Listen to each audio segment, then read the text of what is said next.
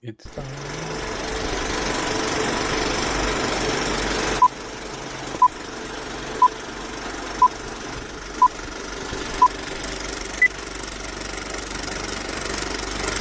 Welcome to the next issue Podcast. Please enjoy the show. Woo! Here we go. Hello, everyone. We're here. We made it. Welcome to another. Wait a minute, Josh. Where's your hat? I suck. Yeah, I'm getting a sock full of coal this Christmas. Oh my! Still got a hat mailed to us in a special box from Santa. It sounds like you didn't get anything, so I'm guessing you must have murdered somebody earlier this year or something. You're definitely on the naughty list. Yeah, because Right. the threshold for the naughty list has gone up so high in 2025. This goes back to 2016. It was a lot lower than. Josh is the number one purveyor. He's the one that sends out all the tweets about how Tylenol causes autism. Like he's a big spreader of misinformation. Yeah, I know. It's that's where I get most of mine. Yeah. This year is all about FAFO. I fucked around and I found out. Yeah. Josh is not so much that he spreads misinformation. He just loves that share button. That Yeah. Put it on my timeline. That shiny red button. Click. He just does it for the algorithm. Right. You know, if like in the paper, he's just looking through the AP wire, but instead it's just his Facebook feed, and he's just like, "This looks interesting. This looks juicy." Like what was the lady? Like the character that writes the article about the Ben Affleck tip. Oh, that's Josh. Yeah, on the paper. Yeah. That's Josh. All right, and I'm learning. That's right. We got a lot to talk about. She's great. I need to watch that season of White Lotus that she's in. But we got a lot of stuff to talk about, including that new Supergirl teaser. Oh yeah. We got a first look at some of the Street Fighter characters. We also have some Golden Globe Award nominations to review. And then if there's time, we'll do something else. But first, I want to start with some housekeeping items. First of all, if you're watching this, go fill out our year-end survey so you can also be part of our show whenever we do that. After the survey closes on December 31st. So my plan is for the next show to be the result show. That schedule always schedule's always subject to change. So like wrestling, the card is always subject to change here at Next Issue.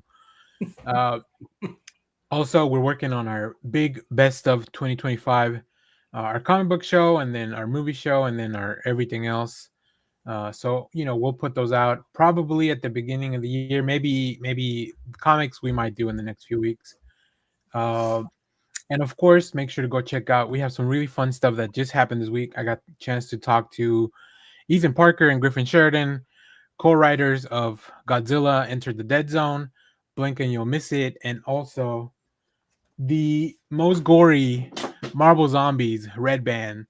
So go check it out. Go check out that interview. I had a lot of fun talking to the guys. So, all right. Before we get into Supergirl and all that, we do have a little bit of sad news this morning. I don't know if you guys saw actor Peter Greene unfortunately passed away. Now, you may know him from being the villain from The Mask. He was also in Pulp Fiction. So here, let me pull up. We can kind of go through his letterbox here. Zed is dead. Oh, right. Wow. Yeah. So, but yeah, the usual suspects, Pulp Fiction. The one movie that feels like not a Peter Greene movie is The Bounty Hunter with Yeah. That was like, wait a minute. The little rom-com. Is that really good bad guys should be in all kinds of film, including rom-coms. I guess so. But yeah, if you ever needed to like Google movie villain, like this is the phase that it would come up, right? Especially in the 90s setting.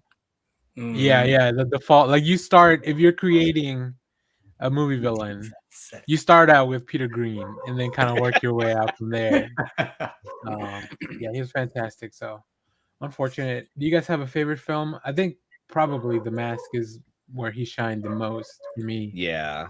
But Pulp Fiction is like a dark turn in that story. Oh yeah. Especially Zed's.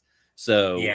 there's a point in that when Bruce Willis turns around and starts to go back where it just goes wrong. Like that I love that. So it's gonna be that. Yeah. Yeah. So alrighty. All right. Let's get on to our shows because we have a lot to talk about. Now we're not gonna rewatch the Supergirl teaser, but I assume everybody's seen it multiple times. Just once, but yes, I've just seen once. Come on, Josh, you gotta play it at least twice. You missed a lot on the first round. I guess I'll...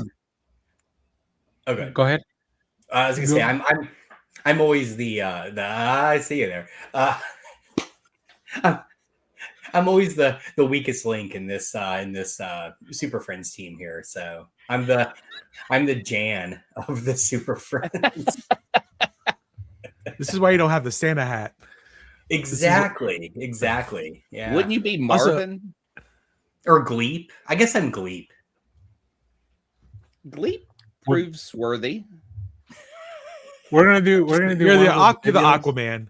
It's Aquaman. That's but like before Jason Momoa and Jeff Johns took hold. Yeah. I'm sad emo Aquaman from that one Bizarro the little seahorse. Yeah. We need to get Josh a fake hook hand. We'll make one of those videos where I start and I throw a Santa hat off screen, and then like Clay catches it, and then he throws it over to Jeff, and then Jeff catches it, and then he throws it, and then eventually finally gets to Josh, and then like by the next show, he has a Santa hat. This is all pending on the fact that Josh can go get a Santa hat in between this and the next show. So stay tuned, see it'll happen. What a cliffhanger! But there was a lot of cool things I want to ask. We won't talk about Woman of Tomorrow just yet. I think that deserves its own show. But have you guys read Supergirl, Woman of Tomorrow? Yeah, the Tom King, Bill Kazevely. I plan to. It's coming out in the compact pretty soon, right? It is. I've already pre-ordered mine in my shop. Yeah. Mm-hmm. Nice. So once it's out there, I plan to get because Hazel wants to read it as well. So okay, comes out in January. Since I've read it, and I watched the trailer and I watched a bunch of like the reactions to the trailer, and it made me realize I need to go back and revisit it because people were talking about it. And then when they were like trying to be coy about revealing too much of the story, but then they were like, oh, and then when this big scene in the book happens, blah blah blah, and I was like, oh, I don't remember like any of like, I need to go back and revisit because I'm like it takes place on another planet and she's there and like it's basically True Grit, but that's all I really remember about it, and so I need to go back and revisit. Tom King did talk about like True Grit being a big inspiration for it. I mean, and initially it was going to be a Lobo Supergirl story, but then they kind of editorial reworked that with Tom King. Obviously, the look that Bill Kazevely gives the book, it's probably very hard to match in a live action setting. So I'm glad that they're just kind of going with their own look style. So yeah, we'll see. But we'll talk all about Women of Tomorrow closer to the film. Did you pull a screenshot of Lobo from the trailer? Because it's like blink and you miss it. It's so hard. Like I did look because I wanted to put on the thumbnail. I wanted to put a Lobo. Yeah. But I had to settle for just like a comic book Lobo because they don't have anything good. Like I've seen some of the stuff and people go in and edit it, right? They'll find the screenshot and they'll clear it up and like Photoshop or whatever, but it's still pretty rough. So I think I'd just rather wait for something more official from DC. But I mean, Jason Momoa. I know when I saw it, I got excited. The cigar. I was excited about Clay's like he's like Jedi stuff. Like he's holding his, and he goes, "Did you?" Because this is the hand gesture that he made. And I was like, "Are we about to get Jedi'd or something?" Oh yeah, Because it was such a slow action moving, like there was intent. I there. did feel compelled to stop what I was doing and figure out, like, yeah. I don't know what happened. Danny has not noticed those droids behind him. It's quite shocking. Yeah. I You will do say not need to see the Supergirl trailer. Yeah, right. I felt like, again, not having read Women of Tomorrow yet, I felt like the Supergirl, just what was in that trailer, feels more in line with Peacemaker than Superman did. Because Superman, as great as it was very much a tonal shift from Peacemaker season 1 and 2. And this felt more in line with it. And I'm not saying that's good or bad. I'm just saying that, like, that it's kind of brilliant to bring it tonally back around to something that people were familiar with before Superman. Yeah. So I don't know. I'm pretty hyped for it. And man, she looks so amazing in that role. She looks absolutely perfect. So yeah. Now, have you guys seen? I don't know if I'm the only House of the Dragon guy in the chat right now. She's great in that. She's fantastic in that role. Also, she has a movie called Sirens, and I think that's on Netflix, maybe. So I'm gonna try to watch that. It's a completely different role, but I mean, Millie's just great, I think, as a performer. Now, this is directed by Craig Gillespie. I didn't realize who that was until they started saying, and I'm like, oh, this guy's awesome. No, yeah, I don't know who that is either. Oh, I Tonya? Directed I, Tonya and Cruella. And Lars and the Real Girl. Lars and the Real Girl. Oh wow, that is. So that one I haven't seen. That's that I'm gonna have to put that on the list. And Pam and Tommy. Wow, that's interesting. Yeah. So also Fright Night, that remake of Fright Night. Archie. With Colin Farrell. What is the Archie thing? Is that a documentary? It looks like it is. Yeah. 80th anniversary. Yeah, it's just inspired. Oh, wait a minute. Oh, I think it's an upcoming film. This is actually. Oh. It looks. It's all to be announced. So this is actually. All right, breaking news. TBD. We're getting an Archie movie directed by. Oh, look at the writer. It's Tom King. I broke news. Oh, that's right. That's right. They had announced it. The Tom King, whenever he was doing those one shots about the picking, between Betty and Veronica. So interesting. But yeah, I mean, that's Craig Gillespie. I'm excited for that. Now, I don't know much about the writer. She hasn't done much, but she is working on. Oh wow! A Teen Titans movie apparently, and also. I thought that was Titans, the show. No. These are movies that are yet to be. These are, I guess, planned but not kind of maybe announced that she's working on stuff. But Letterboxd is pretty good about not putting stuff up that. I mean, I don't know how this poster made it in because this looks completely fake and made up. Yeah. But and I guess this one Titans looks like it's just using art from Titans. Yeah. Yeah, that's why I thought that. I think prior to this, it's really all just like some TV work and stuff like that. But I mean, if she's working on these other scripts, James Gunn probably has faith in Nogueira to deliver a good script. So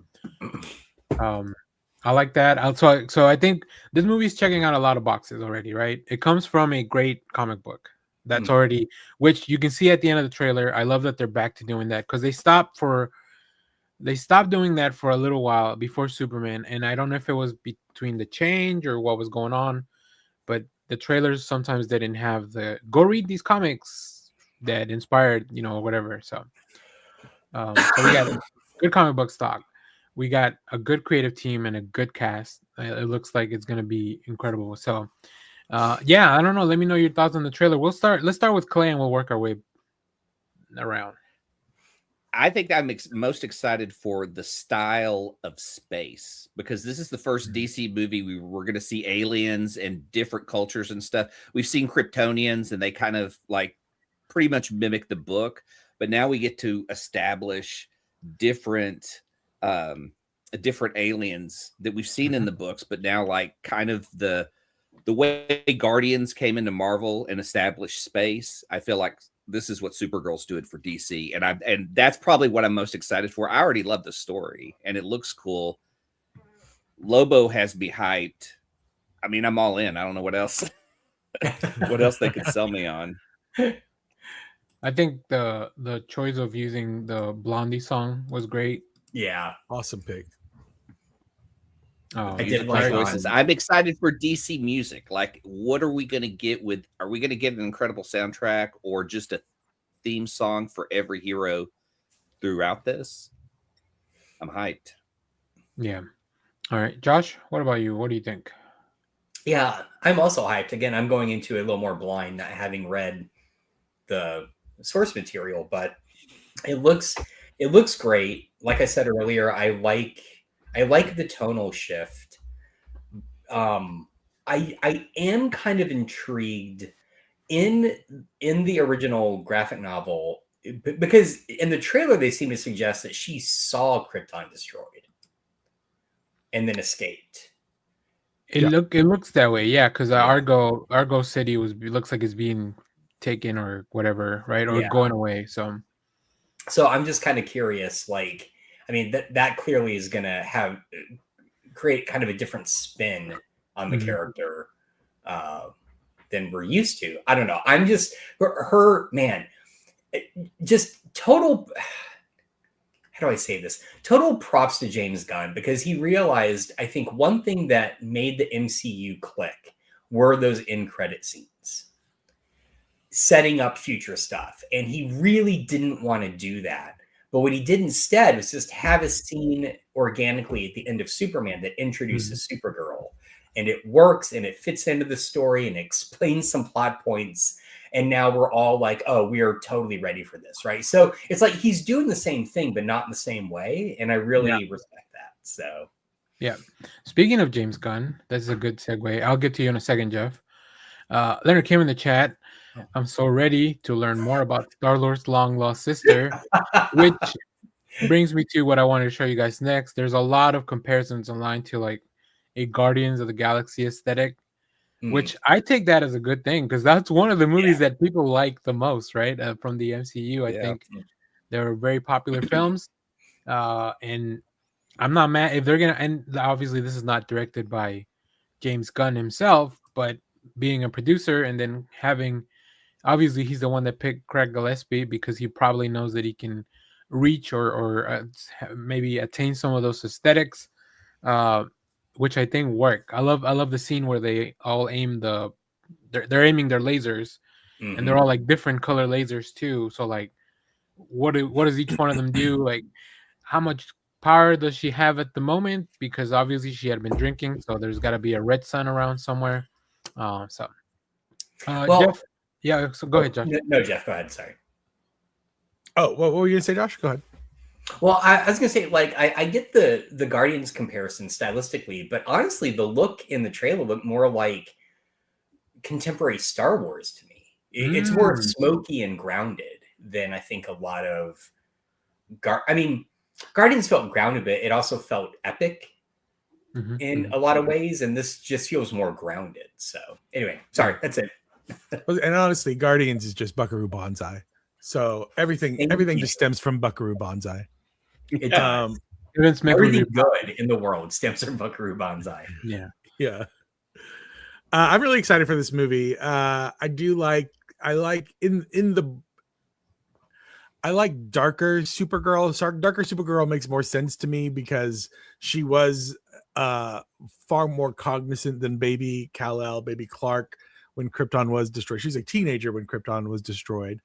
And I think in the book, and it looks like they're doing that in the movie, Argo City, the city that she lived in, like separates itself from Krypton. So they see Krypton destroyed, and Argo is just kind of its own little space bubble city, just floating through the cosmos for a bit, and then it's slowly dying off as well. So she has all kinds of trauma that she comes with, which is a far more interesting characteristic than like the happy-go-lucky CW version of Supergirl, who is just trying to Supergirl just trying to make ends meet, just kind of thing. She's just a girl in the city trying to make it on her own. Working 905, trying to make it. I'm excited that we're. I think that was the theme for that Supergirl CBS show, right? It was. Yeah. Punching villains. Oh man, we need to get Dolly Parton on the show. That would be a get. The biggest get of all. Sorry, James. I do like that Dolly we are. Parton is coming on next Saturday. She's Power Girl. She's definitely Power Girl. Dude, that's perfect casting. The window would stretch its limits. I do like that they're gonna, like Clay said, they were gonna open up the universe in specific Lobo and all the, maybe we'll see. I don't know. Maybe we'll see a Thanagarian or something. Who knows what we're gonna see? Whoa, there it is. That's a good shot. This is the best one I could find of. It's hard to tell if how much of this is like them adding Photoshop on top of it, but this looks pretty good when you look to the trailer. I like that. I think his normal tattoos are still on. Like I think these are just Jason Momoa tattoos. These are not Lobo tattoos. But I also think that we're going to get to see an exploration of the Kryptonian powers through this, because and maybe it'll help kind of inform Superman. So, for the super nerds, Superman's powers are kind of almost like electromagnetic or whatever. So he pushes. That's how he's able to fly. It's a force field that he has around his body, kind of thing. Which how he's able to push up a building without it crumbling around him. That he kind of. But it's not really talked about in the comics. It's just super deep comic book lore. But you can kind of explore that stuff with Kara as she is in space and she's not around a yellow sun. And then you can talk about how like the yellow sun charges them and this is what their powers are and stuff like that in a way that kind of informs Superman going forward. Yeah. I like the idea of the trauma in her backstory because it also adds to her purposelessness of existence, because she's supposed to raise Kal-El and he's grown and she kind of looks to him for guidance. So in that world, she is kind of a broken person because like I was supposed to raise you, I was supposed to take care of you, and now I really don't have a purpose and I have all this trauma. How am I going to work all this shit out? Yep. Yeah. Supergirl's kind of a Marvel hero. Yeah. I talked a little bit about it during when I did a reaction video, which you can check out on the channel. The big thing that I like, the comparison between Supergirl and Superman. Supergirl was older. She saw her world died. She lived in Krypton, which is kind of what they're doing with the absolute Superman, right? He was a little older when Krypton was destroyed, but not only that, and then Clay mentioning like her purpose after that was to take care of her cousin, but because of the time dilation or whatever, that never happened. So she's in this world that is technologically far inferior. She has no family, right? I know Cal's her cousin, and I'm sure he loves her, but her family that she grew up with is gone. Like Clark has a family that he was raised by, and that's why I really love those storylines where she ends up hanging out in the future with the Legion of Superheroes, because the future of Earth is a little bit more closer to what she would have lived in Krypton, and also she finds her own kind of family, and she found Brainiac 5, and and that's probably way down the road, but still, I love all those ideas of like she's a being at a place. She's like if Captain America not only stayed in the ice, but then also was thrown back centuries into like Earth before like technology developed or whatever. So he's not only a man out of time because he's lost everyone, but he's also out of time because everything that he knows is like so far behind in technology and stuff. So I like that a lot. And we see who wasn't there at one of those birthdays, and they're like, oh wow, well, let's hope this one's the better one. Could you imagine like your whole world falling apart, like currently as is, and you have to like move in with your like Mennonite cousin who's like the most popular guy in his village, but like you're like no longer have the internet. You have to go to horse and buggy and churn butter and stuff like that. You're just like, what is this life? Like, oh my god. Yeah. So Alicia do the we? dog. I hadn't really thought of this until you brought up Brainiac 5, Danny. Do we think James Gunn might also be using this to set up, for the first time ever, a live action Legion? I would hope so. Ooh, that would be amazing. Wouldn't that be cool? If we got a Legion movie before a Justice League movie. Yeah, right? Like, I mean, because that's all about the future in space, right? And then maybe that also explains why the Green Lantern show is, again, more grounded on Earth, because the space stuff is veering more towards Legion and not Oa, you know? Can we start a petition to rename that show the Green Lantern Show? Like it's a 1950s, like the Green Lantern show, brought to you by the Green Lantern show Crisco with Hal Oil. and John. Yeah. Yeah. All singing, all dancing. Brought to you by Texaco and the Texaco girls. The Guy Garner 5. You all have that haircut. Yeah, that's the best. We don't see a Green Lantern in this trailer, right? No. That was the other thing I thought might connect these films is we got, Guy Gardner in the last one, and we know we're getting a Lantern show. They're the police of space. They should probably be in this film at some point. Yes. Maybe see a few space lanterns we've never seen before. They could definitely add, like, even just a shot of a Green Lantern, like, oh, we got trouble here, and then they're flying back off to like report back or whatever. But I mean, it's not necessary, but it would be cool to be like, oh yeah, it's coming up, right? It's coming soon. Well, yeah, it's always weird when you have all these space stories where the lanterns aren't. So if he's going to establish them as like a police force of space, I think they almost need to show up in some, even just a background character to show they exist or they're present. Unless ACAB. And they're just like, right. We don't need to go over that. Well, no, whatever. Well, no, I want to see them go. I want it to be like Police Academy, but with Green Lantern. I really wanted the sequel to the Ryan. Everybody, Ryan Reynolds Green Lantern is whatever. But I really thought it would be cool if like the sequel to that would have been like Training Day, but with Green Lantern, where Sinestro is like, I'm King Kong, like he goes nuts, like as he's training Hal, to be a Green Lantern, and then that's how you find out Sinestro's the bad guy. That'd be awesome. What if we find out in the Green Lantern show that the reason everything has been on Earth is because this is like post Oa? Maybe there is no longer a Lantern police force, So maybe. Mm-hmm. There is a little Green Lantern thing in that coming in 2026 to HBO, and I'm trying to look for that clip. So you guys keep going on that, but I'm pretty excited. Oh, here we go. I think I have it, and it's just I heard that drop. I haven't seen it yet. It's like the briefest of things. So here, I'll show you guys real quick, because it's just part of that. Like, first of all, watching that thing, HBO's got some good stuff coming in next year.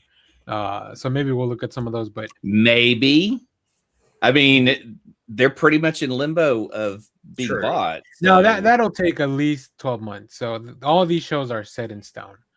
So here we go. So this is the little snippet from Green Lanterns. I've trained my entire life for this. You're not ready to get up in front of the class until Maureen says you are.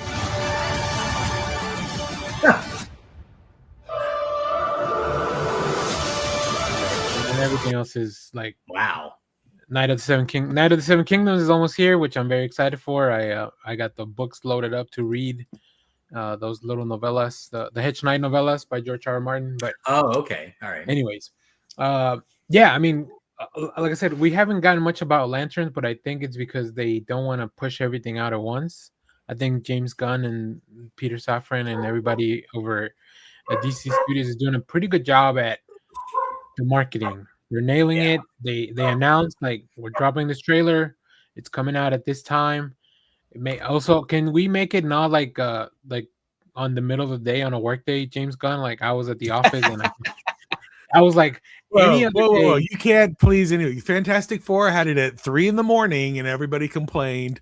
Nah, I'm when good they with dropped that their one. Fantastic Four in the middle of the Because that night. one I could get up and like at like right before going to work.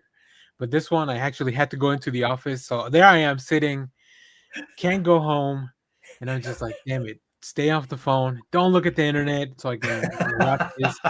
Um, and then I also missed the window of like when people are watching and clicking on these videos. So James Gunn really screwed me on this one.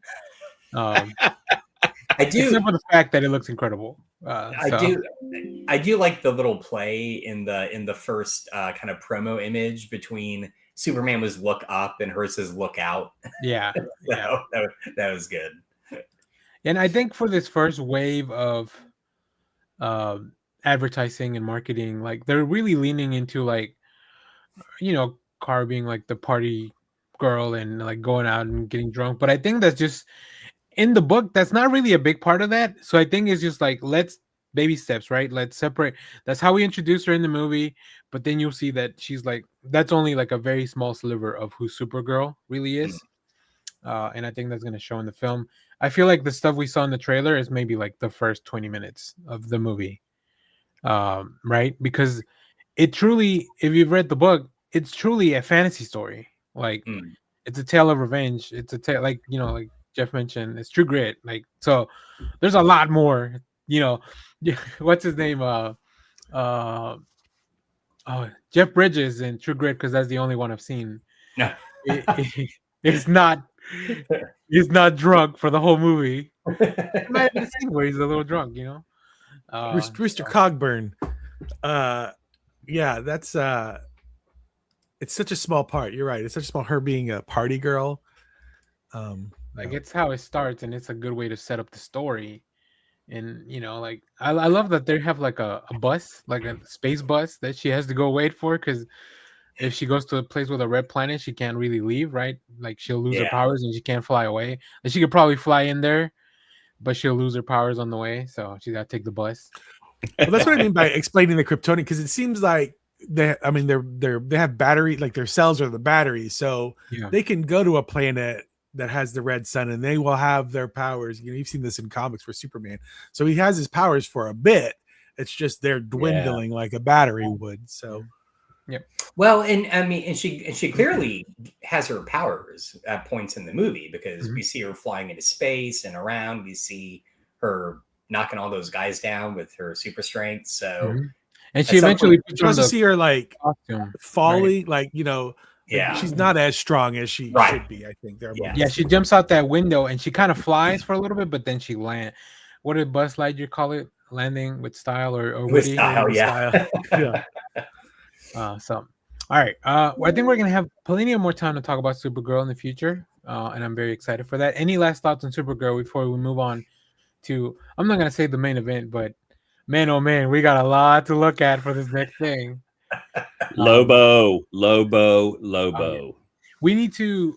I need you guys. So I have stories that I can recommend for Supergirl, but I think we need to put together a good list for Lobo. And I know a lot of it's going to be the paramilitary Christmas. It's time. Read that one now. And there's a fan film of it on the internet. So read it and go watch that. And what was it? Was a show called Krypton on Sci-Fi where Lobo showed up? If you want to see a little bit of live action Lobo. Oh, that's right. I forgot about that. Yeah. No, but he was super popular in the early 90s. Like about the time I got back into comics, it was just Lobo everywhere. He was kind of the Venom of the DC. Right? That's a I don't know which one came first, so Lobo fans don't come at me in the chat.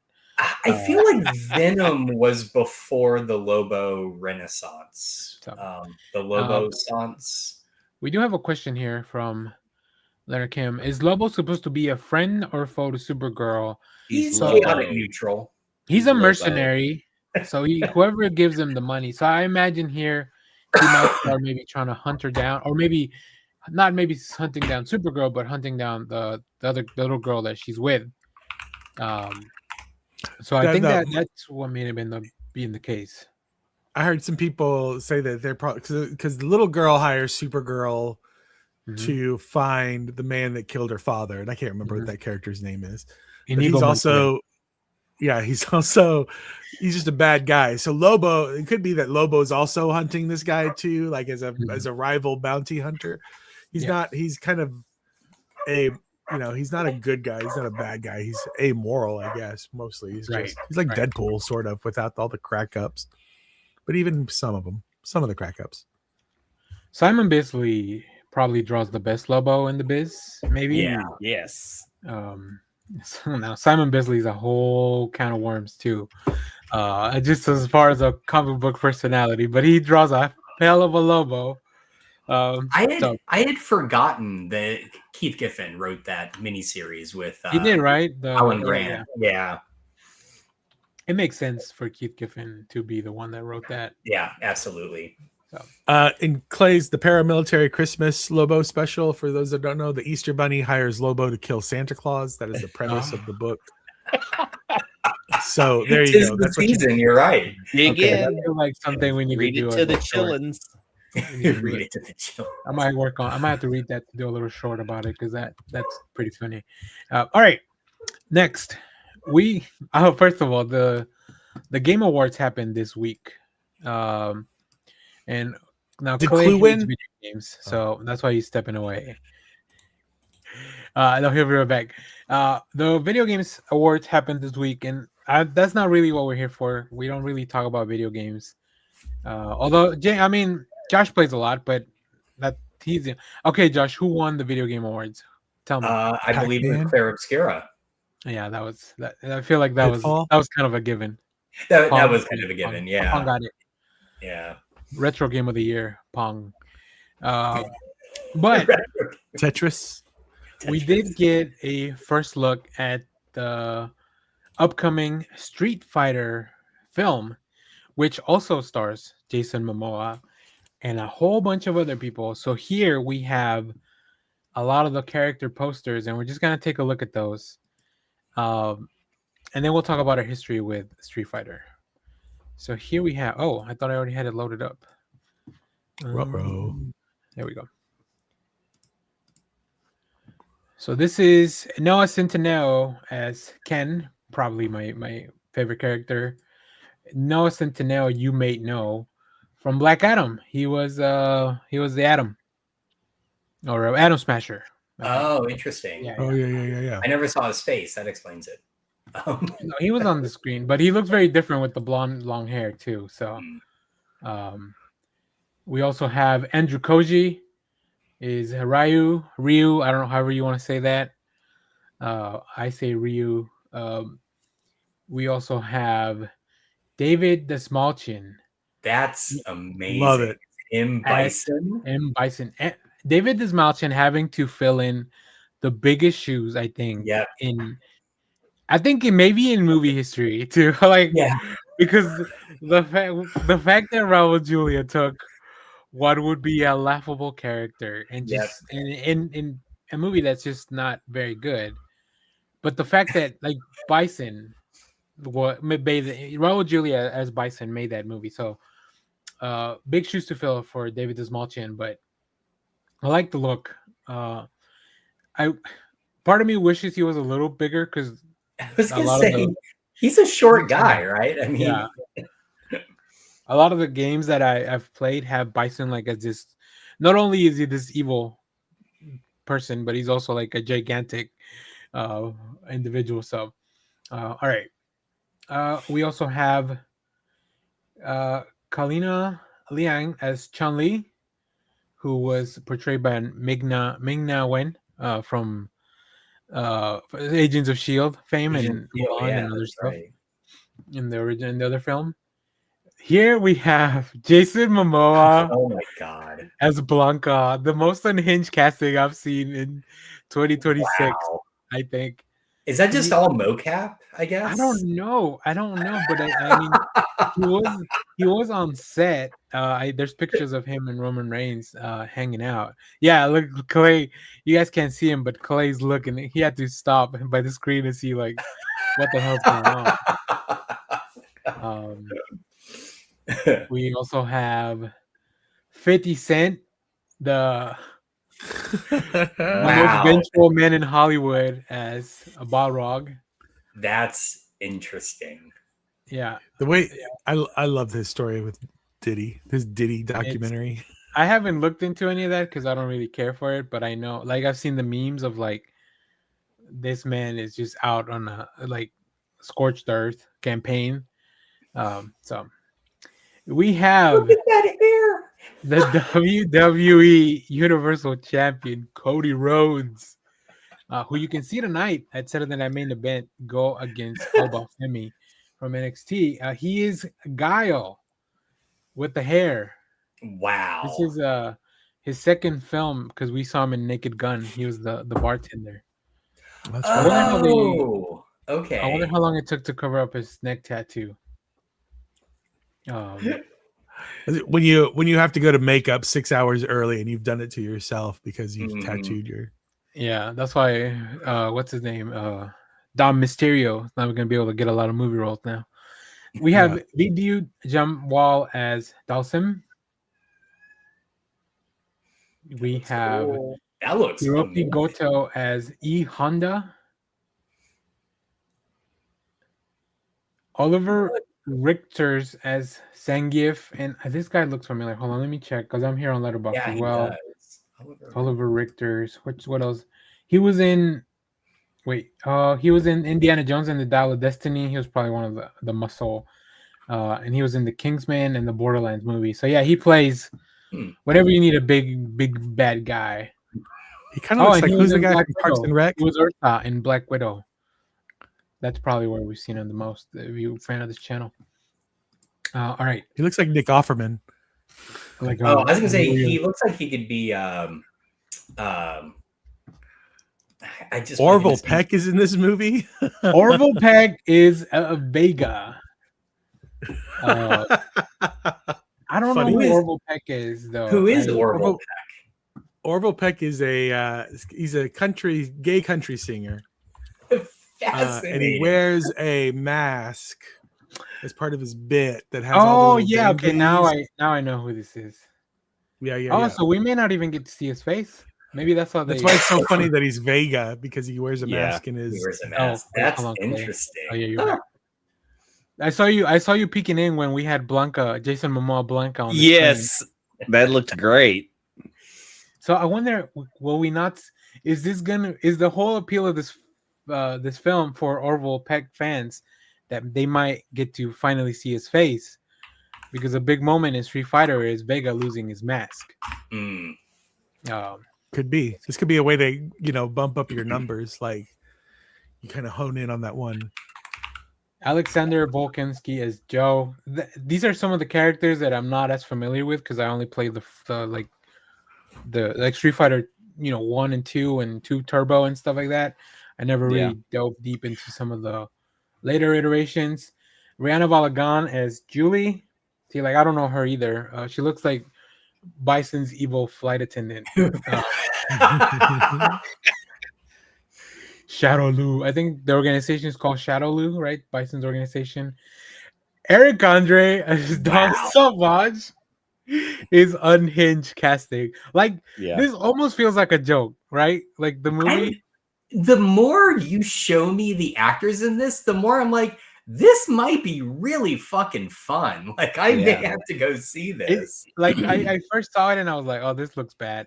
But then the more I watched it and the more they showed, I was like, oh, I think this is moving in that so bad that it's so good direction, Yeah, this definitely gives the vibes of a 90s action movie where you're like, oh, this is not made well, but it is so much fun that you are just having the time of your life. That's a dicey tightrope to walk. I mean, you could argue that Borderlands tried this and failed spectacularly, right? If it feels forced, it won't work. I do think that what's his name? God. The director of Borderlands, he was not the right person for that tone. Yeah. He's the director of Hostel. I forget his name. Oh yeah. Eli Roth. Thank you. Yeah, Eli Roth. Yeah. And there was also a lot of other stuff that happened behind the scenes with that movie. The Andrew Schultz jump scare that I went through when I originally saw this poster was, man, and I don't know much about this guy. He just has that scumbag look. I'm sorry, like that's just typecast. It's No, probably I'm the mustache, and I probably don't the know much about mustache. the The character of look, Dan. the eyes, the smile. So I don't know much about the character of Dan because he's from a later iteration of the game.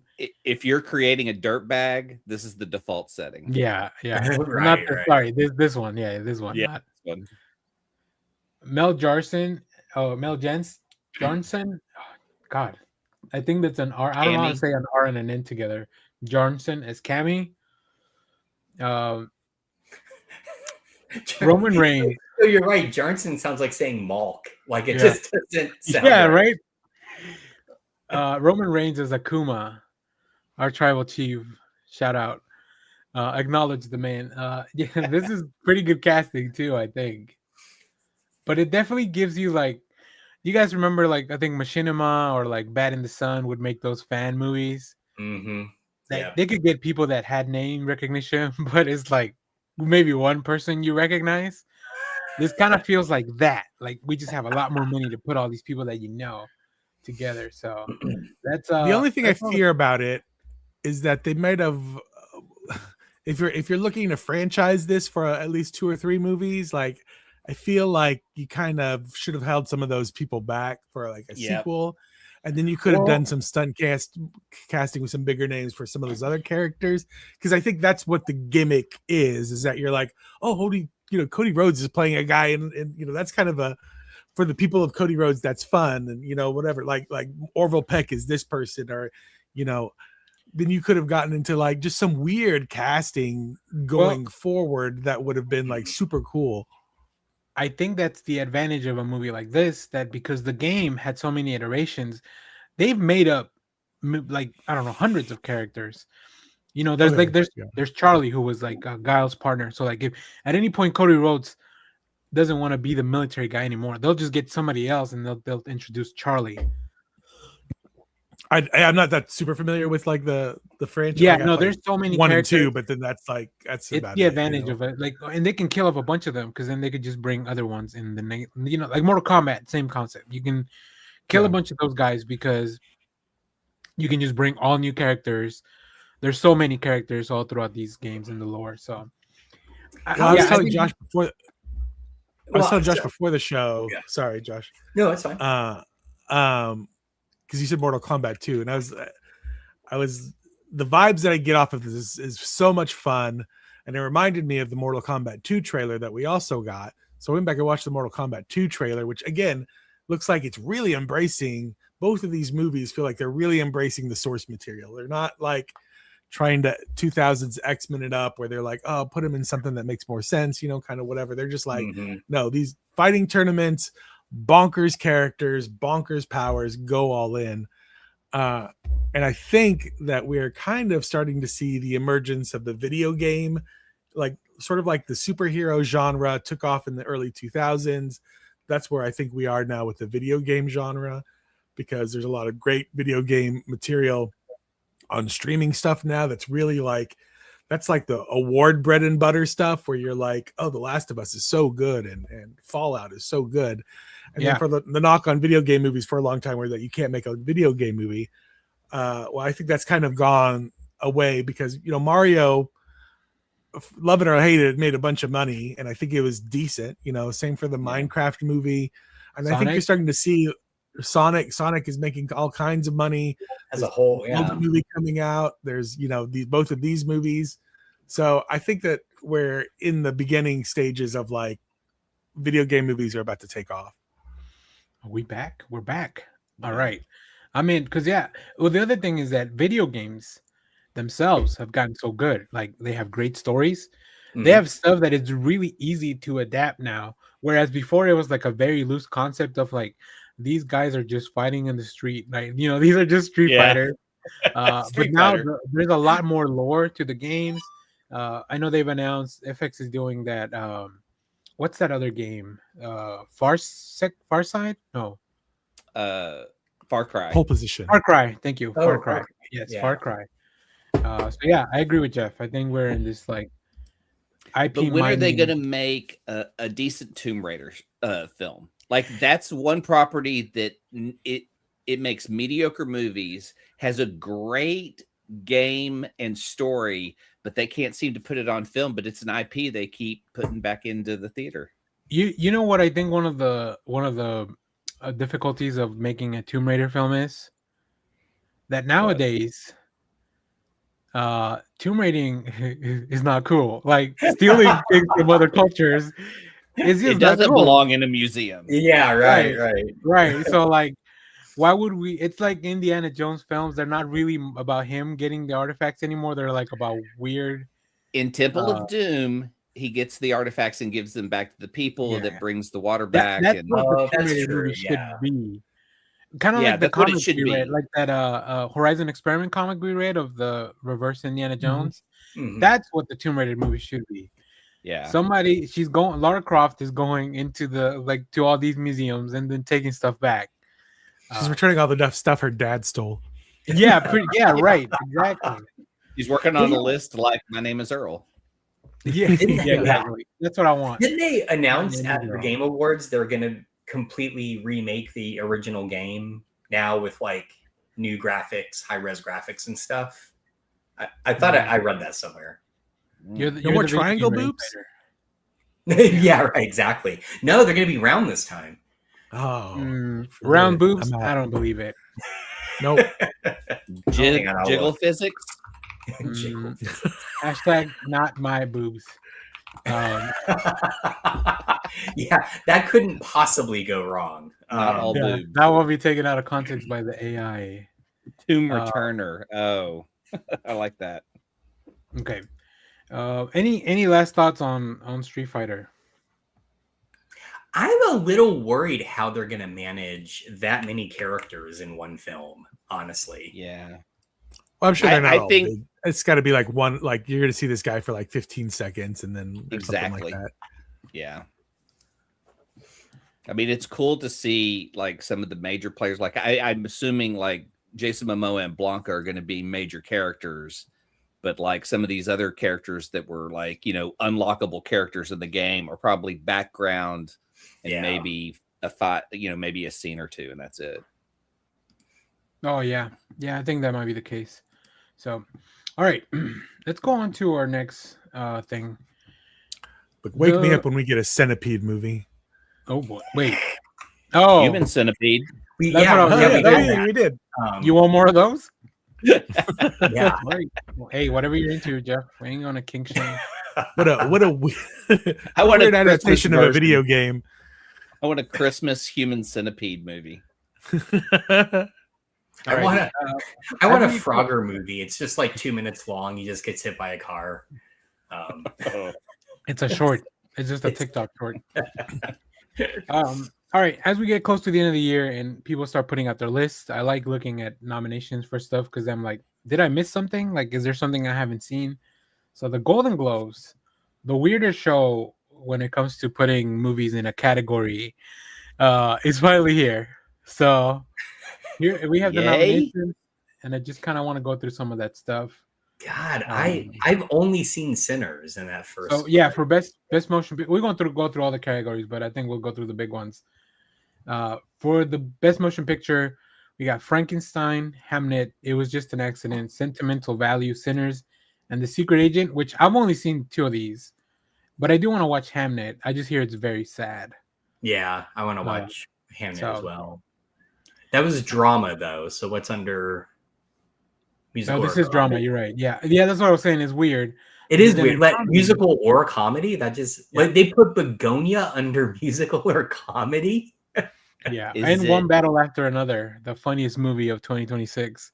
Wow, it's supposed to be satire, but man, it really infects your brain. Where's the Naked Gun? Yeah, that was where is the Naked Gun? Justice for the Naked Gun, and that's why we have our own award show where we talk about our. Not understand comedy. Marty Supreme's not even out yet, and it's already here. Which I do want to watch that. I watched the Timothée Chalamet interview with Cody Rhodes, and it's like he was just marking out about being a wrestling fan. That's all they talked about for it. If anybody went into that interview wanting to listen to Timothée Chalamet talk about his movie, you're out of luck because they just talked about the Attitude Era wrestling. Now I want to watch if you're a it. I wanna wrestling see fan, it. I recommend. I'm upset they have a whole musical or comedy category, and Joker 2 isn't in there. Also, how's Wicked 2 not in there? Yeah, Like a good musical, point. the Wow. musical of the year. The worst awards. Are the Golden Globes even more elitist than the Oscars? I think the Golden Globes ones you can just basically buy an award. Like Pia Zadora was notoriously bought Golden Globes by her husband. Isn't that It's the isn't French. that the story? It's the French press. Is that the golden? Or not the Oh, French, that's foreign right. press. The French foreign yeah. press. The foreign Oh, press. yeah, And so they don't- I think they are a little. The French. Well, they have some good choices for animated movies, though. They do. I haven't seen Arco, but everything else I've heard of at least. Yeah, I've I've heard heard Predator of Hunter Killers. I hope Predator Hunter K-pop Killers coming here. wins. I haven't seen it, but it's just such a phenomena, and I've heard it's K-pop. really good. You guys need to watch K-pop Demon Hunters. I if you do. haven't. I know. A Little Emily. That's probably the artsiest of the films, and then Zootopia 2, which is taking the box office by storm. If any of you guys picked Zootopia 2, I haven't even looked at our document. Let me. Yeah, I haven't either. Let me bring up my letterbox because I did have Begonia on there, but I don't know if it did that well in terms of. Let's see if I I can don't pull even up. remember the films I picked. Let's see. Let me see if I can find the Google Doc real quick. I had. Let's see.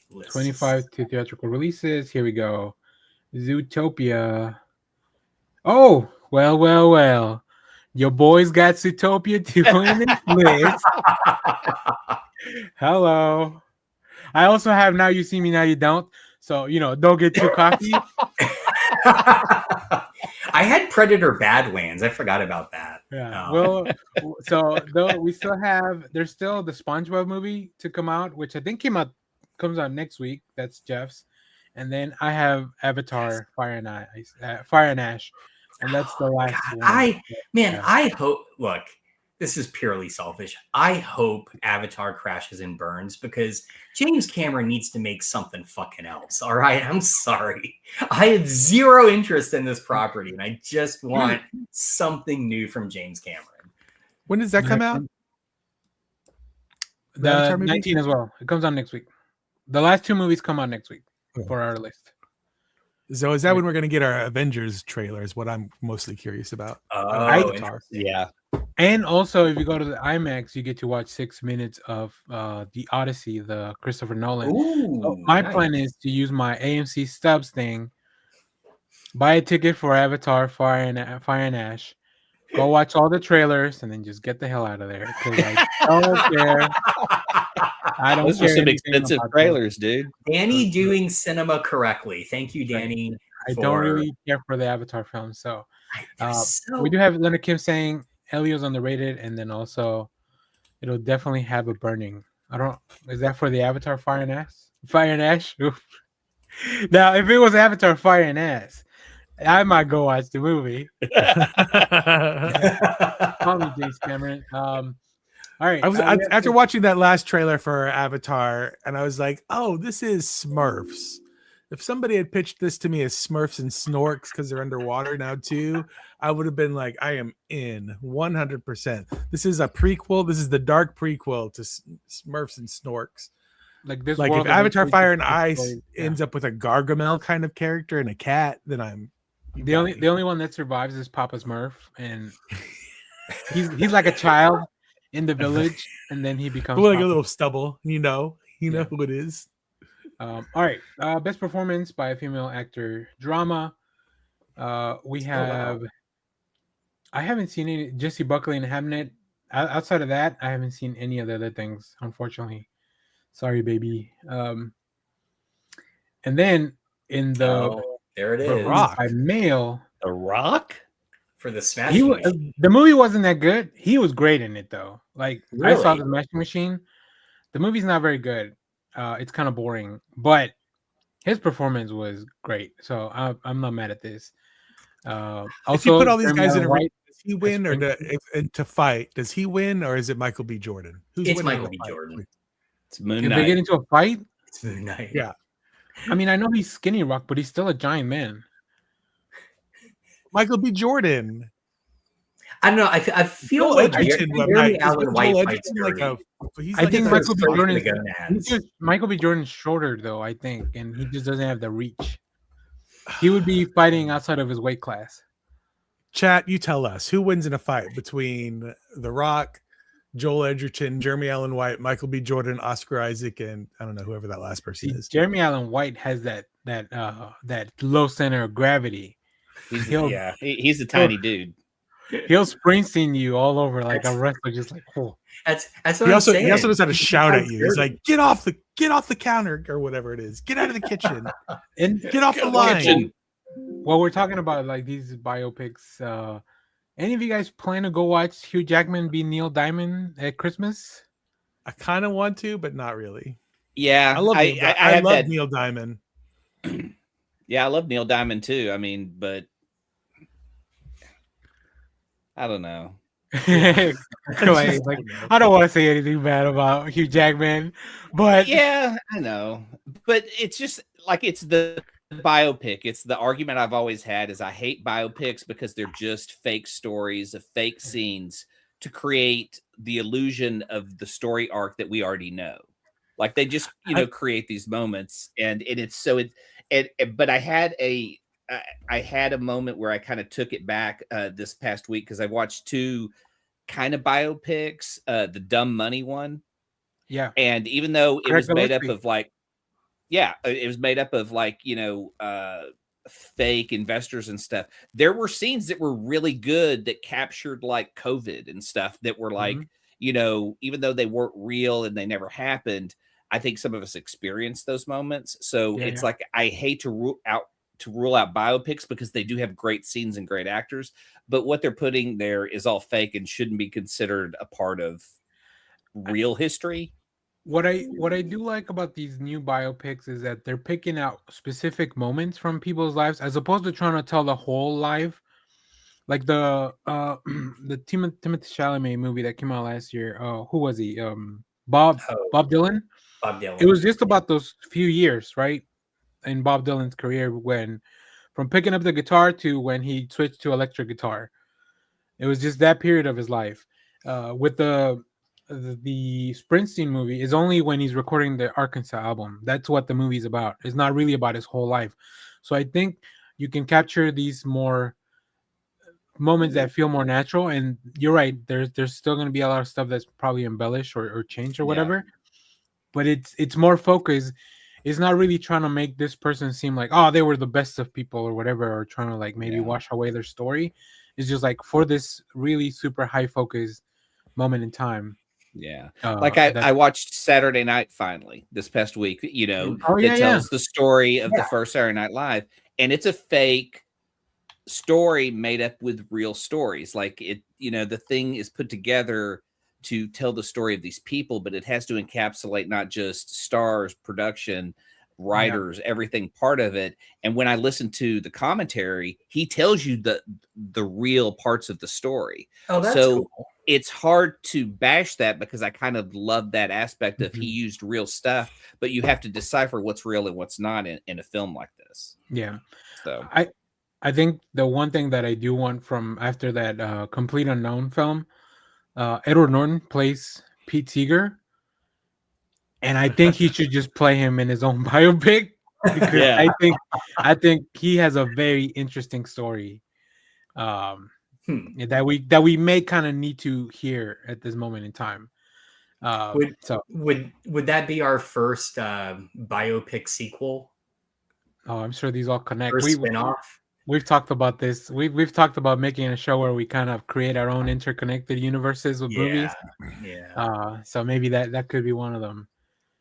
Especially because like Johnny Cash is also in the Bob Dylan movie, so like you could have Walk the Line and Complete Unknown and stuff like that. So all right, let's get back to you could do that with Hamnet. Hamnet is about Shakespeare, but you could watch like the first 15 minutes of Hamnet and then shove Shakespeare and love in the in there. Perfect. And then watch the rest of Hamnet, and you get a whole Shakespeare. If you really need a dose of Gwyneth Paltrow, Goop. All right, this show's not brought to us by Goop, not a sponsor. But I wish. Here we go. Best performance by a female in a motion picture. Amanda Seyfried, which I haven't seen this, but I heard she made some comments. I'm like, good for you, Amanda Seyfried. Stand up for yourself. Cynthia Erivo, Emma Stone for Begonia. Oh, that's Kate Hudson's in the Neil Diamond movie, Song Blue. And then Rose Byrne. Where's Ariana Grande? What's going on? They should both be in this. I think. Real quick about the Neil Diamond movie, I would go see it if it were like a Taylor Swift sing along kind of thing. Hey, if you got an empty theater because you're the only one there, It's a you get a sing along, baby. It's a sing along. It becomes a sing along instantly. Make your own sing along. Don't wait for permission. We have best performance by a male in musical comedy. Ethan Hawke, but I haven't seen this Blue Moon movie. I've never even heard of it. George Clooney and Jay Kelly, which is really good.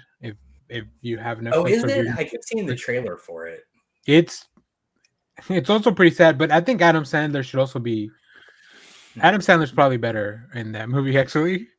This is a fucking shit list. Okay, Yeah, it is. right. Fucking The worst. shit. Because if you're gonna put Leonardo DiCaprio on here for One Battle After Another and not have Sean Penn, because Sean Penn is gonna get the Oscar for that movie for that role because he fucking dominated, it just invalidates this list. Like it. I think this is He what should streaming has actually done be to on there us. before Leonardo DiCaprio for sure. Sean Maybe Penn. he'll be in the supporting because he's the supporting roles. Yeah, he's right Yeah, there. supporting, I guess, but yeah, but here's Ariana Grande. As a So there he's in supporting. Okay, he's in supporting. But shit, that felt like he was like, oh, I don't know. I thought Elle Fanning was on this for Predator Badlands. I was like, good for them. That's what I thought too. But it's not Predator Badlands. So and then here's Adam Sandler. Okay, yeah, I guess he was in the main. He was in the main in Jay Kelly. But they got two supporting from One Battle After Another. So Benicio's in there's just so little though. I did see that Stellan Skarsgård and one of his kids are like they did the actors and actors and they put it together. Yeah. And I saw a clip because they're both up for the same award in something. And I think it's Alexander, the oldest, and he's like, "Bring it on, old man." Yeah. So if you haven't seen some of those actors and actors are pretty good. Like I really enjoyed the what's his name, Superman, and the David Corn Sweat and Jonathan Bailey. He was in Jurassic Park Rebirth and Wicked. Yeah, I do kind of want to watch the one with Brendan Fraser and The Rock. That one's really good, and it's very like just man. Brendan Fraser sounds like he's about to burst into tears like 90% of the time, and that makes me sad. Yeah. So okay, best director. Did they not find like? Did these people not have pictures online that they could have pulled? What's going on? But good for Guillermo del Toro, my boy. Ryan Coogler, my other boy. Oh man, Chloe Zhao, my girl from Eternals. I'll love Eternals even if nobody else does. I need to see it. I've watched it twice. I mean, you know, on your road to the Avengers Doomsday, Josh. Right? Yes. You need to squeeze Eternals in there. Otherwise, you're not going to get the whole thing. I'm not. When Icarus shows up, you're like, "Who the hell is this? Who?" Yeah, exactly. I haven't seen any of these films except for One Battle After Another, and Sinners. I haven't seen Sinners. I haven't seen Frankenstein. Oh, dude, you gotta go see Sinners. I'm waiting. It's one I have to wait for Shelby to watch, and so she's not always in the mood for it. So I'll be like, Sinners. Oh man, it's so. I'm trying to watch it before the end of the year. That's like all right. Yeah, because if we're gonna do a show about best movies, you have to definitely. I'm gonna send you guys a little dinner basket, but it's gonna be like vampire themed. So you have to put it on while you watch Sinners. Nice. All right, because I keep looking at like the Paul Thomas Anderson, the car chase scene in that is so good, and the Yeah. cinematography of that scene. Like, I want to see what other scenes are in the movies that I haven't to know how good these directors are, because for me, that one stands out a lot for Paul Thomas Well, Anderson. I definitely recommend Frankenstein, and I'm not a PTA guy, but I guess I'll have to give One Battle a shot. Dude, Yeah, it is. we'll see if I can find 3 hours. That one is that was a It is. commitment. It is a commitment, but it is really good, and I can't wait to talk about it. And I'm going to add Jim Downey's in it, so the level of satire is very high, and I absolutely love the kind of who the people worship that are in charge, kind of the deep state people. Anyone else seen it? Am I just talking to myself here? You are. Yeah, I haven't seen. Yeah, I hadn't seen heard it. of it. Unless Jeff was frozen, you are, because he was not responding at all. He was just Okay. I was like, anyone else here? I just want someone else to see it because I want to talk about this film, and this is a must see before the end of the year. okay. We'll put it on the list. But it is right. long, and it's not the funnest material, but the ending is sweet satisfaction. Sweet satisfaction. We have this new award that they introduced, cinematic and box office achievement, which is about a good movie that made a lot of money. Those are the two criteria. Quit making fun of us for our artsy picks. This is what this is. You're right. Yeah, exactly. Which Avatar's not even out. I don't know how this is on the list already. How is Superman not on this list? Yeah. If you're gonna give me a popular list, where's the Fantastic Four? Where's Thunderbolts? Where's maybe they didn't make as much money here. I don't know, but I've seen all these movies except for Zootopia 2 and Avatar, which are the most recent ones, and one hasn't even come out. So was K-pop Demon Hunters in the theater? It went into. It was so popular that Netflix has put it in theaters twice since its release. Oh, okay. They did a sing-along version, didn't they? They did a sing-along version as well. I've only seen 2 of these movies. To scum it in the theaters. Yeah. I think K-pop Demon Hunters would be a nice movie, Josh, especially if Hazel comes visit for Christmas, like for you guys to watch Christmas morning. Yeah, that's good. Yeah, I think they should just have an award that's like movies that were worth going to the theater for. That should be. Yeah, you're right. That's I mean, that's kind of what these are. Like, these are probably a lot better seen on the big screen. But it's proven by the fact they made a lot of money. So yeah. All right, we'll go through some of these a little bit quicker because I don't know how they pick TV, because I don't even know how I'm going to pick TV. There's so much TV, guys. Right. Where is Andor? Where is Andor? Yeah, right, exactly. Like I completely agree with Pluribus and The Pit and White Lotus, and I haven't seen Slow Horses or Severance. The Connors. Yeah. Ghosts. Where's that? Exactly. Neighbors? Where's Neighbors? Where's Two Broke Girls? Is that still on? I didn't see The Studio. Where's CBS The Studio is top tier. That's what I've heard. I've heard it's really good. If you ever get Young Sheldon. Yeah. Abbott Elementary is here, so that's nice.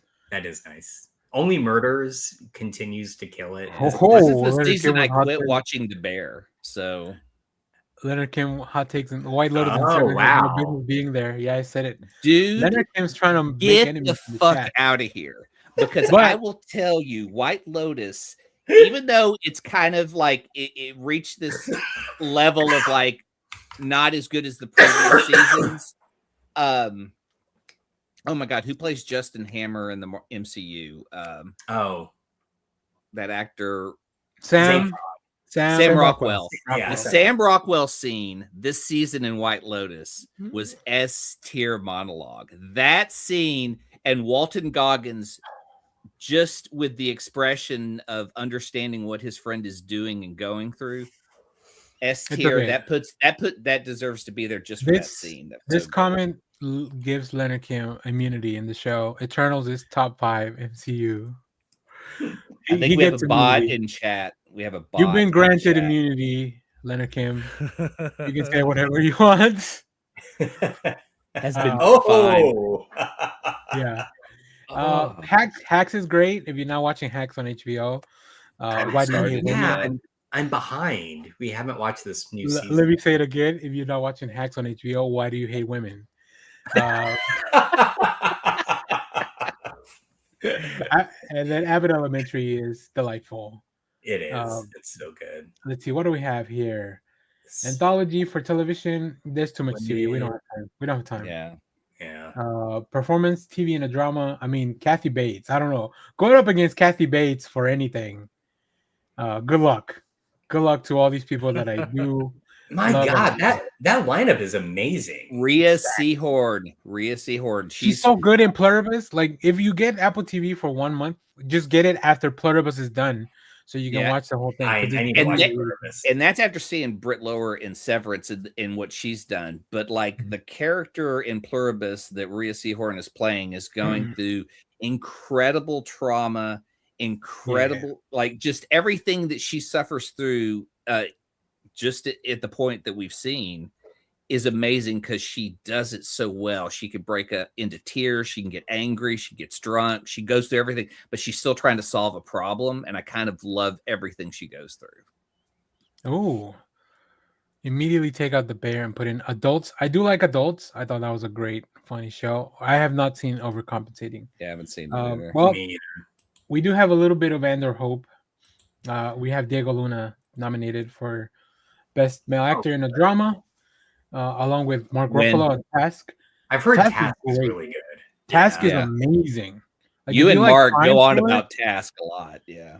Yeah, if you like crime thrillers, Task is amazing. And also The Pit, we're getting more Pit in January. And I heard that this one's going to take place on 4th of July weekend. Oh no. So I many hope- blown off fingers. Fireworks. Yeah. I want to know I need help. I need help.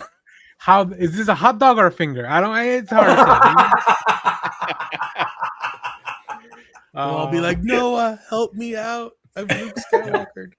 And then best performance by female actor, musical comedy, Ayo Debray, The Bear, Jean Smart. I don't know how Jean Smart doesn't just win every year. Yeah, she's exactly. pretty awesome. The only thing I've seen on this is Voting Poker accident. Face. Wednesday. I haven't seen the latest season of Wednesday. And then I don't watch Only Murders because of Marty Short, but I'm sure you guys love it. You fucking watch it. It's so good. It's so good. There's no time. There's too many things. Oh my God. Oh, they're speaking of Marty Short and Steve Martin. There they are. Yeah. I hope Glenn Powell wins for Chad Powers. He's got to watch Chad. Chad Powers. There's no time to watch Only Murders. That's Yeah, right. exactly. Chad Exactly. Chad Powers gave me 6 episodes and it's done. Only Murders has been going on for like 4 seasons. There's no If time. Glenn Television Powell, gives me exhausted brain. I can't watch any of these shows. I'm just there. Everything is so spread out in so many different places. I'm just like, I Although, don't know what any of this is. I will use this to narrow down my list of best TV. Yeah, true.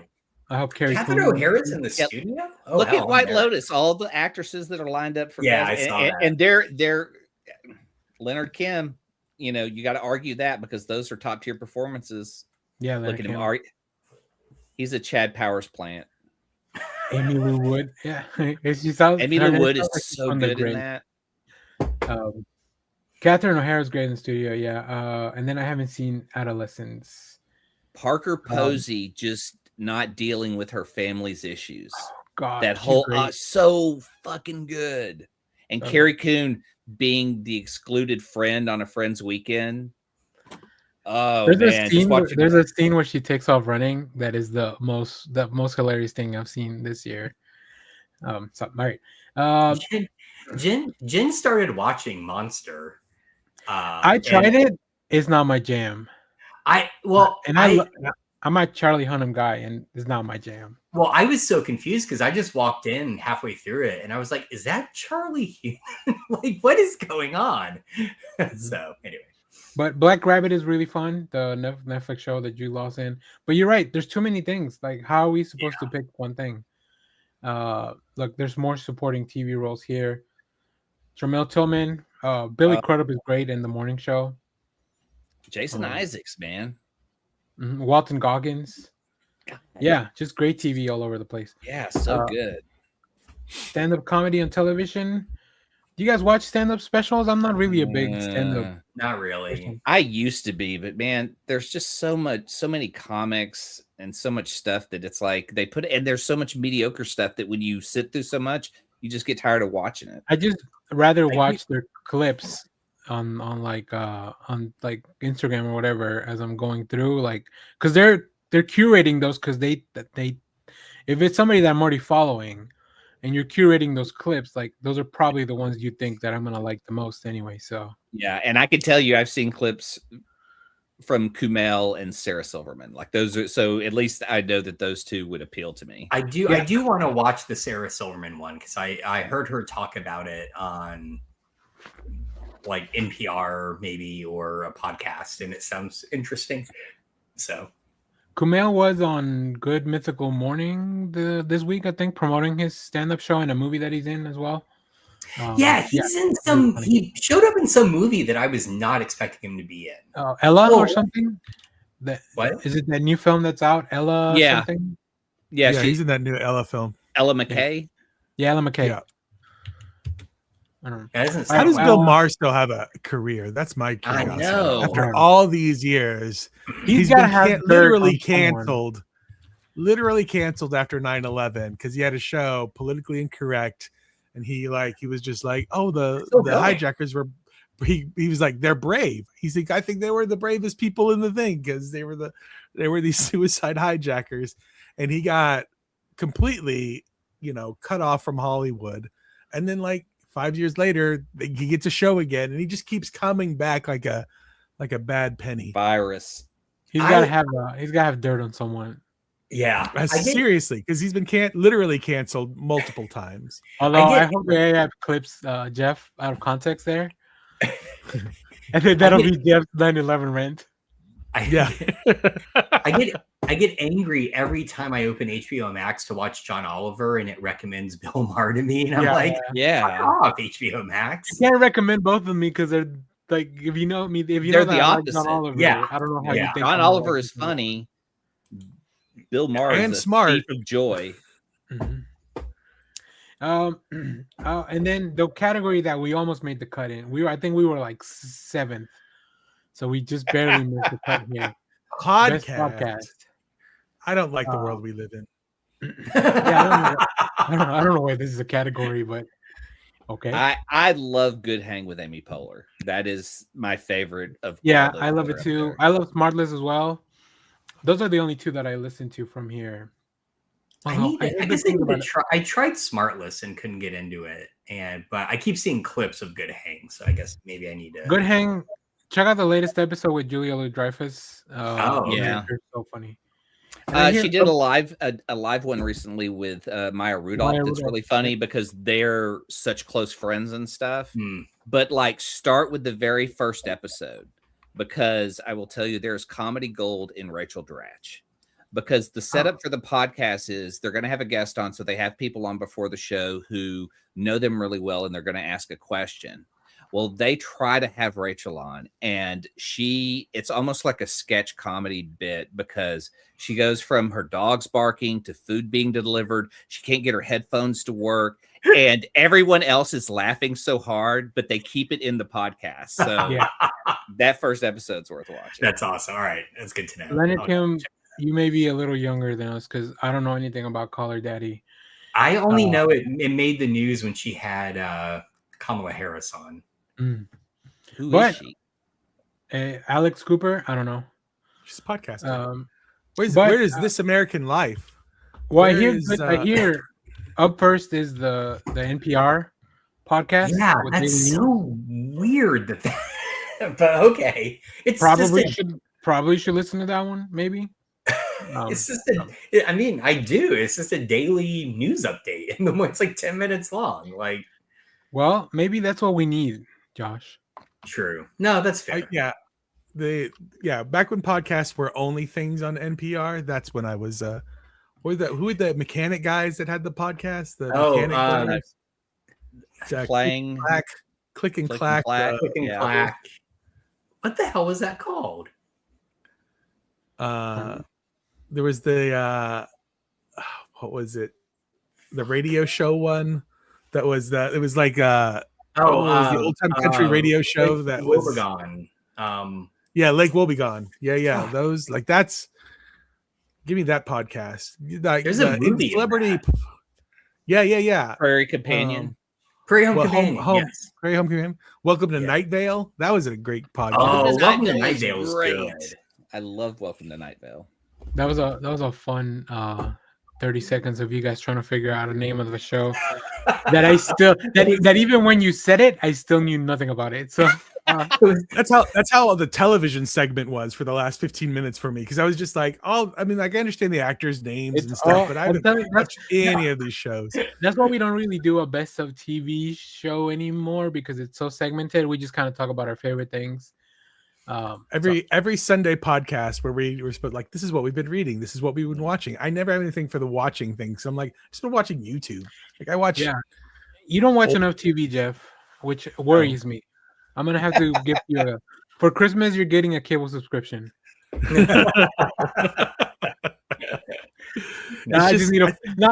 I got it. So for Josh, sorry, Josh, you're getting kind of the short end of this deal. You're getting a Santa hat for Christmas. Okay, that's fair. That's fair. Clay's getting a dinner basket so he can finally watch Sinners. But I feel like Jeff's the one that made out like a bandit because he's getting a cable subscription. Yeah, that's gonna cost. Join our Patreon now so I can afford to give them all these things. Yes, yeah, exactly. All right, to close out the show, because I already had this kind of planned out, and I love you guys I love watching you guys scramble. We're going to do our filler game, the box office game, where you guys have to figure out the top 10 movies in the box office from last week. Shit. Where you may not even. So I'll start by giving you the studio, and then I'll try to give you hints as we go. We'll go from 9 to number 1, because I haven't even heard of the 10th one. The 10th one is Merrily We Roll Along, which I know nothing about. But apparently it's a Christmas about row your boat. Yeah, I don't know. I don't know anything about it. Is that the one with Michelle Pfeiffer? Not Michelle Pfeiffer. Oh no, that shit. I know the one you're talking about. It's not Michelle Pfeiffer. It's Daniel Radcliffe. It looks like. So, yeah, that I love that. That silence tells me that nobody knows what this movie is. So, all right, our first movie, or I guess at number 9, with 2.6 million box office from from Walt Disney Studios Motion Pictures. Do you guys have a guess on what it could be? This is from last week, so from the 5th to the 11th of December. It can't be Zootopia. I thought that was. It's not Zootopia. That Walt Disney Pictures. It is. Freaky Friday. It is not Freaky Friday, but it is a sequel in a universe that has been pre-established that was not originally a Walt Disney property. It just happens to be one now. Wicked? So something they bought. No, that's Universal. Yes, Jeff's on the right track. It's also had a little one-shot comic come out recently, and we just talked about one of the actors maybe being nominated for another movie. Think we got to get to the chopper. Oh, Predator, Badlands. Yeah, that's right. Predator Badlands. Oh, wow. Which is on my list. Theaters. That one's still making money in theaters. That's right. It's Fox, isn't it? Yeah. Yes. At number 8 from Focus Features, it's a movie that we just saw in the nominations that is truly sad. Zootopia 2. No. With not Gwyneth Paltrow, but she could be in the watch order. Oh, British film where baby drowns. Yes. Oh boy. Is that what it's about? Holy moly. Yeah. Maybe I don't want to watch it. It is Hamnet, yes. At number 7 from A24, it's a movie with, I was going to say with somebody that's been on the MCU, but that's not going to give you guys a lot of help. A24 is British film where baby drowns and comes back and haunts the family. It's not that. But Cemetery? There is somebody that dies, I think. I haven't seen this movie. Black Phone 2? Black Phone 2. No, the main actor has a couple of siblings that are twins. Oh, this is what's her name? Elizabeth Olsen? Olsen. Uh-huh. That's where she dies and goes to heaven, and Miles and, Teller, yeah, where you my spend two dead lovers. when you die, Eternity. you spend blank in heaven? Eternity. Got it. All right. Purgatory? Eternity. We're playing password now. Yeah, we really are. It's charades. All right. The next one is a re-release that is 5 hours long from Lionsgate, from a director that hates Paul Dano. Fuck Quentin Tarantino, Tarantino. man. Yeah. That's I right. love Paul Kill Dano, Bill, man. the With whole that. bloody That is affair. That was such a so weird. such a dick move. It really is. It did make $4.6 million at theater, though. So, people wanted to sit in the theater for 5 hours to watch Kill Bill, the whole bloody affair. Yeah, that is cool. They love All right. feet. They, like Quentin, love feet. At number 5, another Lionsgate film that I just said earlier that I picked on my list. Dogma. No. Now you see me. Now you see me 3. That's right. Now you see me, now you don't. Now you 3 me. It was right there, guys. Right there, yeah. Now you see me, now you don't should have been the sequel, and now you 3 me should have been this one. Exactly. All right, at number 4, you might have to call Hazel because this is from G Kids. It's an anime film. So this might have to be the gimme. Kaizen Chuji. That's right. That's you get Jujutsu Kaisen execution. Yeah. Good job. Bless Jeff. you. Jeff stays with the kid. Yeah, he's got to be on top of what the kids are watching for that TikTok video. Which I also watched. I really love Jujutsu Kaisen, so I had a great time at the theater. All right, number 3, with $23 million from Universal. That's all you're getting for now, because if I tell you anything else, you'll give it away. Wicked. 3 Wicked 2. Wicked for What was good. it? Wicked what? for good. Oh, okay. Wicked for good. All right. Oh, I should have gotten from the Universal. Yeah. At number 2, from Walt Disney Studios Motion Pictures with Zootopia. $55 million. Zootopia 2. Electric Correct. I think the number 1's gonna be like only if you have checked out your movie app to see what's in theaters. It's from Universal Pictures, and it's made $76 million. It is a sequel. Predator Badlands. No, Theaters from Universal at 76 million. the Jurassic original film Park. dropped in same day in theaters and Peacock a couple years ago, and I think it's based on a Cringe video is game so personal. franchise. Think Chuck E. Cheese. Oh, Five Nights at Freddy's. That's Five right. Nights at Freddy's. Five Nights at Freddy's 2. Wow. That's made so much money. Does anybody can't have Five Nights believe at that. Freddy's? I didn't for sure. Yeah, I didn't even know that was in the theater. Did anybody see the first one? Huh? No. No. Did anybody watch the first one? I watched the first one. It was okay. We'll have to take your word for it, Jeff. I like Josh Hutcherson. Yeah, Josh I like Hutcherson's him in good, that I Love LA show. Yeah, I don't think anybody picked Five Nights at Freddy's. He was really good. There's that show where he travels through time. It's like an Future action Man. The comedy janitor, show. Future Man. right? Yeah, he's Yeah. great in that. Tomorrow Man or Future Man, something like that. Future Man. That was back when TV was good. Yep. All right, that's our show. We did it. We got through it all. Awesome. Yay. We covered everything important that's going on in the news. I think. And if we missed We something, didn't talk about the Disney AI thing, but Oh, but I didn't want to barf for an hour and a half on YouTube. Did Although, Disney, I don't know what the Disney AI. I know the McDonald's AI thing. No, Disney made a 3-year AI deal with Sora? Oh, I did Yeah, see that. Sora I did see 3. that. yeah. My favorite thing about this is that Maybe that's news Judy dropped. Hopps.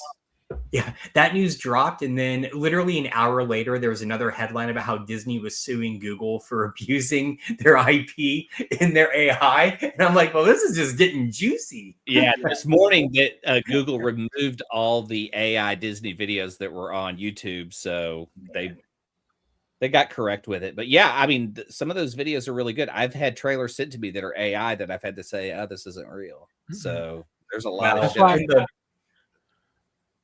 I was gonna say in the words of Archer, do you want Disney porn? Because this is how you get Disney porn. Yeah. So This is gonna be weird.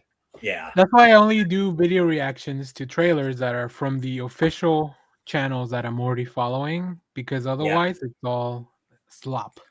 I learned that.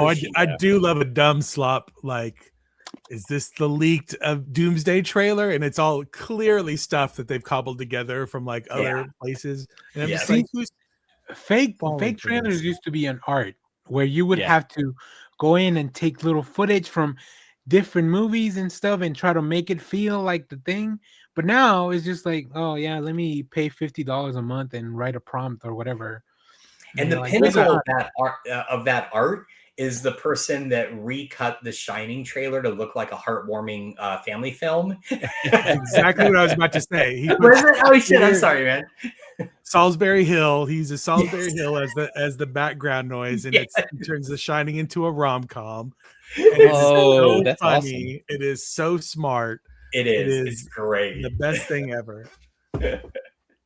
All right, well, I guess we're gonna end the show with watching that trailer because I've never seen it, and then we'll get out of here. How about that? Yes, awesome. If we get taken off of YouTube, I'll just cut this out at the end. Oh, there's also Elf recut as a thriller. Oh boy, I'm gonna go down a rabbit hole here in a minute. Yeah, there's a whole bunch of them, but the Shining one's the thing that started it, and the Shining one I think is still one of the best. All right, so we'll close out with that. Let's see. Oh, it's in 4:3. My favorite aspect. You and Zach.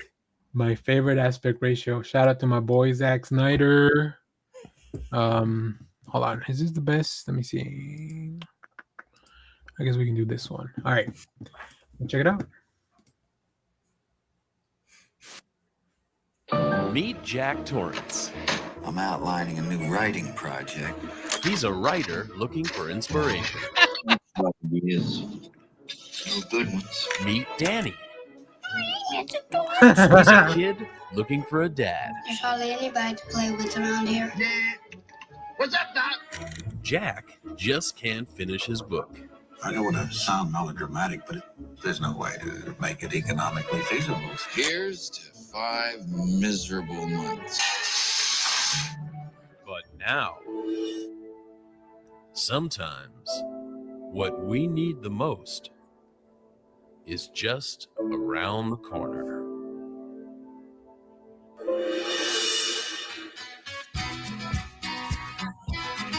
I'm your new foster father. I'd do anything. Climbing up on South Street Hill, I could see the city light. My heart going boom, boom, boom. Son, he said, grab your things, I've come to take you home. Shiny. I forgot about the font. Incredible. Use the kissing scene of the woman as like the romantic kissing in the montage. Yeah. So good. If you're watching the replay and it's this late and you're like, what the hell are they talking about? It might be because I had to cut out that part of the video from the replay for copyright stuff. But go check it out. Go check it out. Oh, we finally have on Twitch. I was waiting for the cheap viewers. Cheap viewers on Streamboo. That's how you know. That's how you know we did it. So we did it. Good show, everyone. Coming up in the next few weeks, like I said, we're going to do our best of comics 2025. We'll stay tuned for that. Remember to fill out our survey for the end of the year. It'll be in the description of the video. It's on our community post. I've pasted it everywhere I can. Same. Send it out to your friends. Send it out to your enemies. We've gotten so many responses that I want to see if we can beat last year's number, and then we'll talk about all that stuff. We'll make a whole show of what you guys that are watching this like. So thanks for watching this. Go check out our stuff for the week. We had some pretty cool videos, including the review of Absolute Batman number 15, where you get to experience the origin, the new origin of this Joker. which is pretty insane. Also, the penultimate issue of Ultimate Spider-Man 23, it's almost over. The latest issue of Transformers, and a lot of really cool stuff. So yeah, that'll do it for us. And then, like I said, go check out our interview with Ethan Parker and Griff Sheridan, who are writing so many books over right now. So thanks for watching, and we'll see you guys next time. Bye bye. The most important thing in life will always be El Bebo. Peter loves you. Simon Center, get the fuck out. All right, bye. Get out of here, you weirdo.